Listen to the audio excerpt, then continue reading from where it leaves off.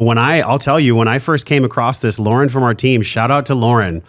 She found this device. I was about to go through surgery myself. Yeah. And the jumping off point for the science of this conversation and also the story through David is this. I had struggled with sinus issues my entire waking life, you guys. I mean, like forever, ever since I was a little boy. And you name it, I've done it, right? Like whether it's the turbinate reduction or the balloon sinuplasty or the multiple rounds of antibiotics, like it was really a struggle. And I came across this at the perfect time because I had just gotten a sinuplasty done where they actually bored out the nasal passages.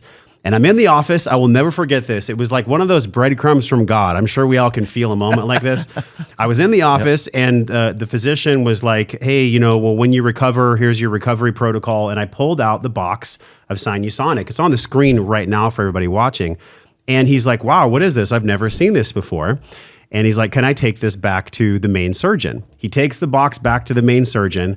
15 minutes go by. He comes back and he says, hey, we had the chief pharmacological director, we had the surgeon, we had a couple other office members in there. We've never seen this before, but we think it's amazing and we're actually going to look into it. And he's like, the answer was yes, you can totally use this to aid in your recovery of your sinus surgery.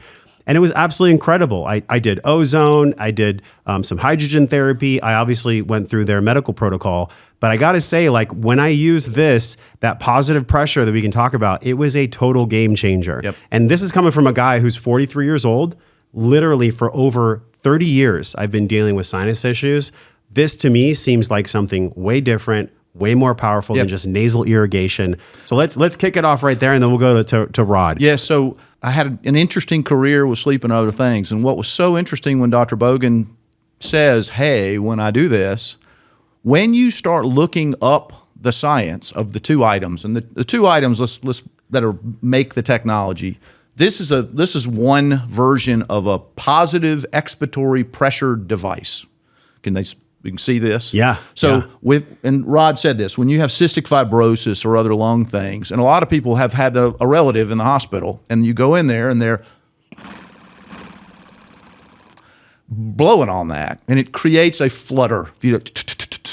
And the theory behind that, Rod can tell me, I'm not a doctor, so you have cilia that are line your, down to your lungs. They're like little hairs, right? Yeah, absolutely, like little hairs. Yeah. And the idea of this is simplified, but you really want those hairs to work like oars together to get the mucus up and out of your lungs. Specifically, cystic fibrosis patients don't clear their lungs well, but so do a lot of other lung conditions.